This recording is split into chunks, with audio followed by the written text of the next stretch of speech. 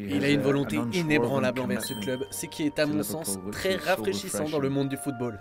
Sa loyauté est incroyable. Les supporters de Liverpool ne diront pas le contraire. Pour les Copites, célèbres fans des Reds, Jamie Carragher n'est pas la seule légende de Liverpool. Il y a aussi le célèbre défenseur danois, Daniel Agger. Le bad boy tatoué de la tête aux pieds demeure encore à ce jour une icône des supporters.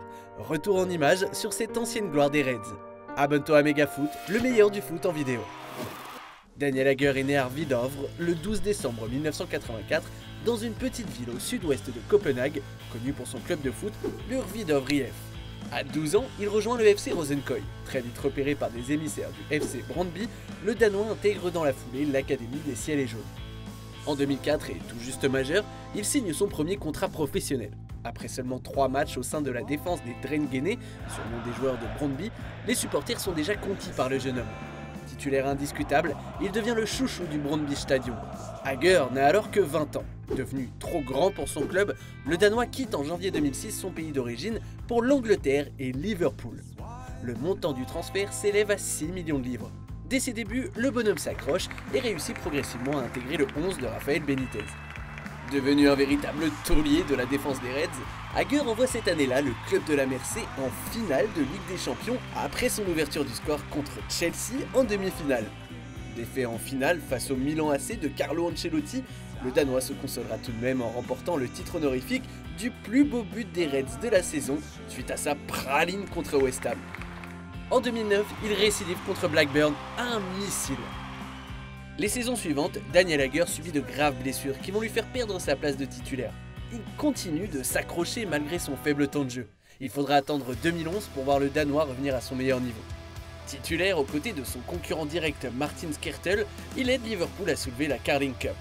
Ayant la confiance de Brendan Rodgers, son entraîneur de l'époque, ainsi que de sa direction, Agger signe un nouveau contrat avec le club de la Mersey.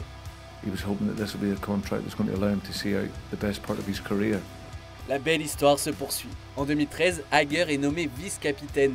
Liverpool, de son côté, finira une nouvelle fois à la 2e place en Première Ligue. Cette épopée marquera la fin de son aventure chez les Reds. Le Danois aura joué 9 saisons sous le maillot des Scousers, avec au total 232 apparitions en Première Ligue pour 10 buts. Il retournera à Brøndby, dans son club formateur, à seulement 29 ans. Malheureusement, ses nouvelles blessures à répétition l'obligeront à prendre sa retraite 2 ans plus tard. En sélection, il est le pilier de la défense danoise de 2005 à 2014. Il fera tout son possible pour participer avec les Danish Dynamite aux diverses compétitions internationales. Seulement, les coéquipiers du Dagger ne parviendront pas à se qualifier pour la Coupe du Monde 2010, ni l'Euro 2012, et encore moins pour le Mondial au Brésil en 2014.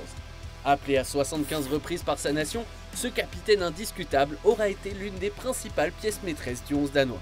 Leader sur et en dehors du terrain, le géant du Nord reste un exemple pour les jeunes générations scandinaves. Plusieurs éléments rendaient Agger unique. Vif, puissant dans les airs et bon relanceur, le Danois était un nouveau genre de défenseur.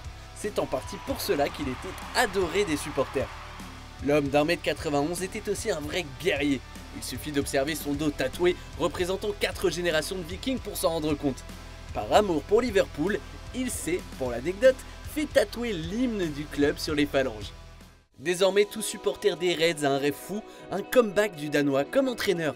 L'espoir est permis, puisqu'après des premières expériences comme coach avec les jeunes en U20, ce dernier entame sa carrière d'entraîneur. Quel souvenir gardes-tu du Dagger? Était-il considéré à sa juste valeur? L'aurais-tu intégré dans ton équipe malgré ses blessures récurrentes?